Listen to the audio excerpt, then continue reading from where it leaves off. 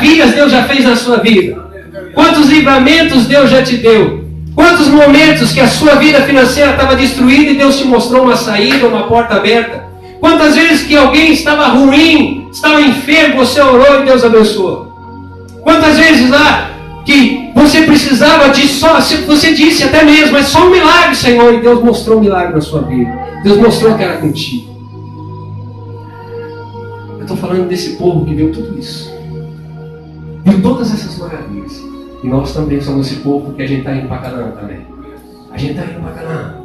Nós estamos passando no deserto, mas nós estamos indo para Canaã também. E esse povo aqui, nós começamos aqui, no versículo 13, capítulo 1, disse o Senhor a Moisés: envia homens que espiem a terra de Canaã, que eu hei de dar aos filhos de Israel. De cada tribo de seus pais enviareis um homem, sendo cada qual príncipe entre eles. Enviou-os, pois, Moisés do deserto de Parã, segundo o mandamento do Senhor. Aqueles homens eram cabeças dos filhos de Israel. Aqui nesse momento, Deus fala para Moisés: olha, Moisés, nós estamos aí diante da minha promessa. A terra que manda leite e mel está próxima de vocês. Eu imagino Deus até sorrindo. Eu não falo isso, mas eu imagino Deus até sorrindo nesse momento. Foi duro, eu sustentei vocês no deserto, vocês foram escravos por muito tempo, mas agora vocês vão herdar a minha promessa.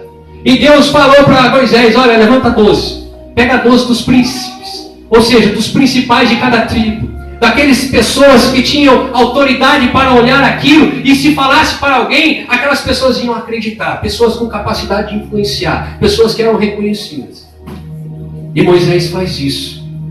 E escolhe esses 12. Eu imagino Deus falando, imaginando com ele: eu vou enviar esses meus filhos aí, eles vão se alegrar grandemente, porque vão ver o tamanho da minha promessa, vão ver o tamanho da minha glória, vão ver o tamanho que essa terra, o quão boa é.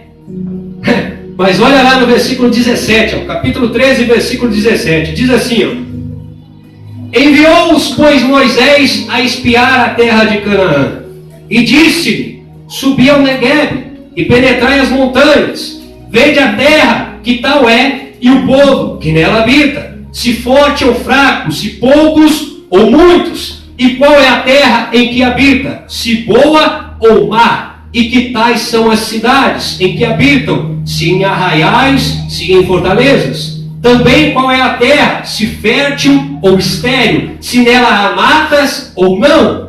Tende ânimo e traze do fruto da terra. Eram aqueles dias as primícias da uva. Eu quero dizer aqui que quando Deus tem algo para você, Deus tem algo para você e Deus vai colocar promessa diante de você. Mas só que você tem que coletar informações daquilo que você necessita ter para alcançar a promessa. A promessa é de Deus, mas Deus falou: vai lá e envia, vê o tamanho das cidades, vê se a terra realmente é forte, vê lá o povo que nela habita. Ou seja, para eles entenderem como que eram aquelas cidades, quem lá estavam habitadas, como era aquela terra e como que iam invadir aquela terra. Deus, Ele tem coisas tremendas para nós, mas se você quer ser um grande pregador da palavra, se você quer ser um grande evangelista, se você quer ter compromisso com Deus, então você também tem que se preparar, se capacitar, ouvir. Então Deus está falando que a promessa é dele, mas aquilo que nós devemos fazer, projetar, saber a hora certa e de que maneira alcançaremos a bênção e a promessa, isso nós devemos coletar essas informações.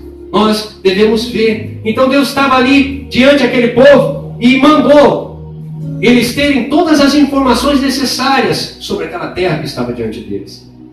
E aqui na continuação, no versículo 21, diz assim: assim subiram a espiar a terra, desde o deserto de Zim até Reob, a entrada de Ramá até, e subiram pelo Negueb, e vieram até Hebron. Estavam ali Aimã, Sesai e Talmai, filhos de Anak. Hebron foi edificada 7 anos antes de Zoan, o Egito. Versículo 23.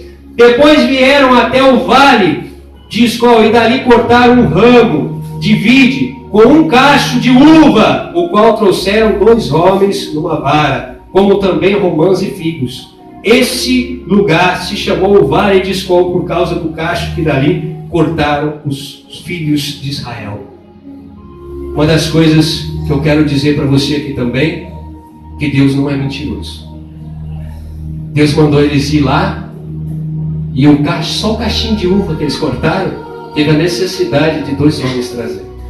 Você imagina 2 homens para trazer um cacho de uva, você imagina se a terra era boa ou não? Deus, ele tem coisas grandes para a nossa vida. Mas só que, aqui nesse momento, no versículo 25, diz assim: ao cabo de 40 dias, voltaram de espiar a terra. Versículo 26, caminharam e vieram a Moisés e a Araão e toda a congregação dos filhos de Israel no deserto de Parã, a Cádiz, deram-lhe conta, e eles e a toda a congregação, e mostraram-lhe o fruto da terra. Relataram a Moisés e disseram: fomos à terra a que enviaste, verdadeiramente mana leite e mel. Este é o fruto dela. O povo, porém, que habita nessa terra é poderoso, e as cidades muito grandes e fortificadas. Também vimos ali os filhos de Anak. Os amalequitas habitam na terra do Negueb, os heteus, os jebuseus, os amorreus habitam na montanha, os cananeus habitam ao pé do mar e pela ribeira do Jordão. Aqui começa a promessa de Deus. A promessa de Deus, ela é grandiosa, mas não pense você que vai ser fácil conquistar. Existiam muitos povos ali. As informações que eles coletaram, sim, a terra é boa, mas ali existem milhares de povos, Eteu, Jebuseu, Cananeu, várias. E as cidades eram muito edificadas. Então, o que Deus tem para mim e para a sua vida, para a gente conquistar, não vai ser de qualquer maneira. Não. Você sabe por quê? Deus faz o seguinte princípio. Deus não nos dá, poderia Deus fazer todo aquele povo daquela cidade ser morto de uma hora para outra instantaneamente, se Deus quisesse isso. Mas Deus não queria isso. Queria que eles lutassem para conquistar. Aleluia, é verdade. Todas as bênçãos que Deus for entregar na sua vida, não vai vir assim do nada. Você vai ter que lutar para conquistar. Para Jesus teve que lutar para conquistar a nossa salvação. Assim foi até com o seu próprio filho. Então Deus assume esse princípio. Você sabe por quê? Eu vou citar um exemplo. Na minha cidade havia um jovem. O pai dele tinha uma grande fábrica de material de construção, né? Então aquele jovem completou 18 anos, o pai foi lá e deu um carro zero para ele, um carro bom para ele. Ele precisou fazer alguma coisa para aquilo? Não, simplesmente deu. Tem algo errado? Não, mas só que eu acho que a vida inteira ele sempre ganhou as coisas de mão beijada. Não teve que lutar para nada. E aí o que aconteceu? Completou 18 anos, não demorou nada, aquele jovem começou a tirar racha na cidade, começou a fazer loucuras com aquele carro, porque não sabia quanto custava, não sabia o quão difícil era ter um daquele. E logo, não muito tempo depois, ele capotou o carro deu um PT, perca total, não teve mais conserto. E o segundo não quis cobrir porque ele também estava bêbado no momento. Então você veja que Deus assume esse princípio. Deus nos faz batalharmos para conquistar, para que nós venhamos a dar valor àquilo que Ele nos dá. Assim nós podemos dar valor àquilo que Deus nos dá, àquilo que Deus nos concede. Isso é muito forte. Só que o Deus, Ele nunca disse, naquele momento ali, no versículo 30, aqui que eu quero dizer para você, capítulo 3, versículo 30, diz assim: então Caleb fez calar o povo perante Moisés e disse: eia, subamos e possuamos a terra, porque certamente prevaleceremos contra ela. Isso quer dizer o quê? Isso é fé. Caleb ali, naquele momento, aqueles homens, eram 10 homens ali falando ali, e eles também ali, Josué e Caleb, eu quero trazer um diferencial para eles. Ali, todos aqueles homens citando como era aquela cidade, que maneira que era aquela cidade, como eram os frutos, como eram aqueles povos que ali viviam, de que maneira que era a construção daquela cidade. Só que eles começaram a olhar também para as dificuldades, para olhar para aqueles povos que ali habitavam. Aí Caleb falou: não, peraí, vocês estão tirando o foco, vamos olhar para as coisas maravilhosas. Mas não vamos olhar não para as dificuldades. Vamos olhar ali, que a terra realmente mana leite e mel. E certamente vamos prevalecer contra eles. Só que aqui no versículo 31 diz assim, porém os homens que com ele tinham subido, disseram: não podemos subir contra aquele povo, pois é mais forte do que nós. E diante dos filhos de Israel, infamaram a terra que haviam espiado, dizendo: a terra pelo meio da qual passaram a espiar é terra que devora os seus moradores, e todo o povo que vimos nela são homens de grande estatura. Também vimos ali gigantes, os filhos de Anak são descendentes de gigantes, e éramos aos nossos próprios olhos como gafanhotos, e assim também o éramos aos seus olhos. Isso aqui é o poder de você tirar o foco de Deus e voltar o foco para as dificuldades. Muitas pessoas não alcançam a promessa de Deus porque durante a caminhada vai vir dificuldade, vai vir momento difícil, vai ter momentos ali que você vai olhar e não vai ter saída.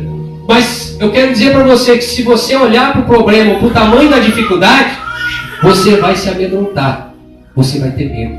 Você vai achar que o problema é maior do que você. Você vai achar que você não tem capacidade.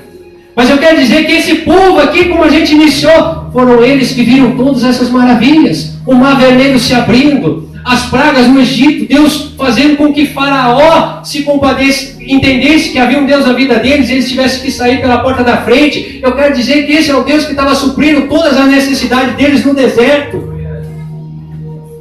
Deus está falando para você tudo aquilo que Ele já está fazendo na sua vida, todos os livramentos que Ele já fez, todas as obras que Ele já fez na sua vida. Deus está querendo trazer você a lembrança, para que você não olhe para essa dificuldade, para que você não olhe para esse problema que está diante de você e você se sinta inferior a Ele, ou se sinta achando que você não tem condições ou capacidade de alcançar vitória sobre isso, e se sinta inferiorizado.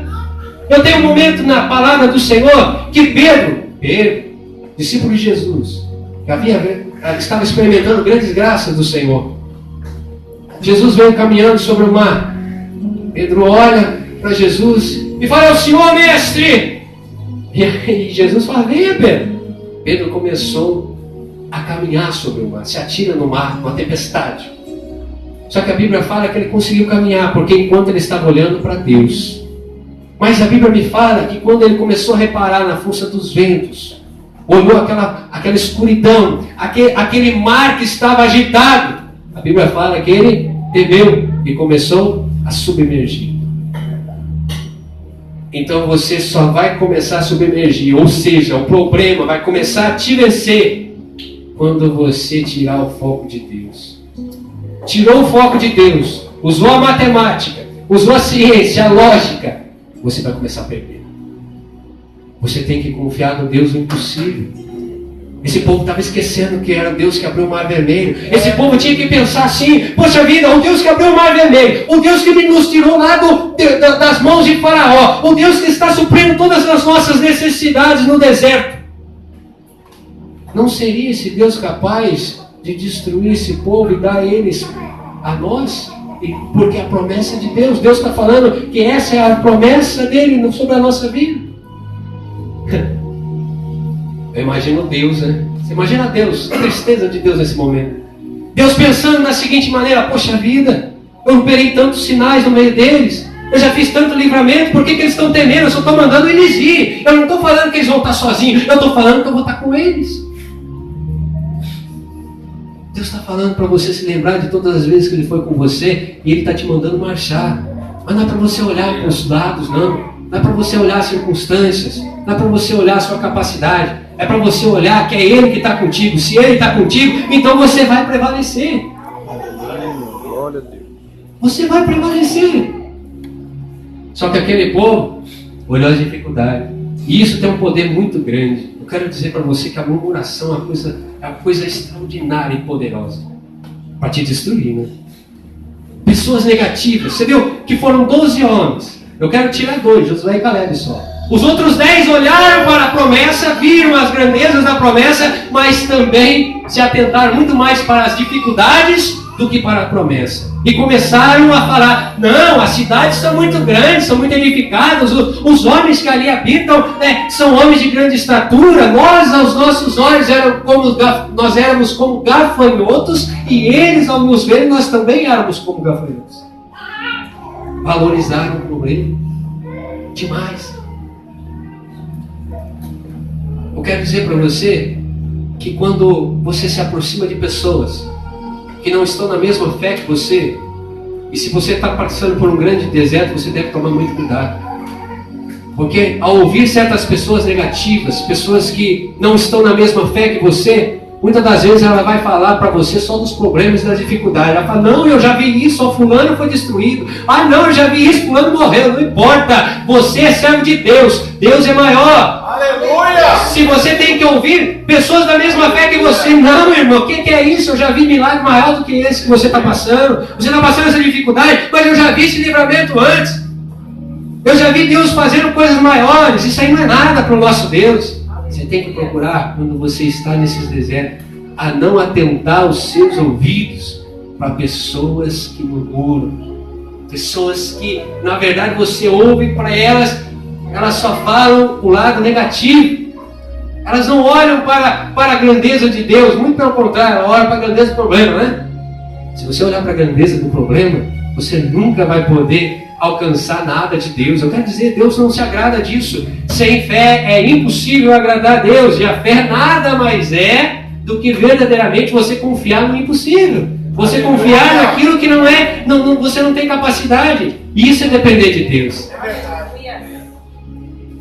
O deserto que antecede a promessa, você só vai vencer nele se você aprender a depender de Deus usando a sua fé. Quando as portas estão fechadas, quando as coisas parecem impossíveis, você tem que acreditar: Deus é maior, e certamente eu vou prevalecer.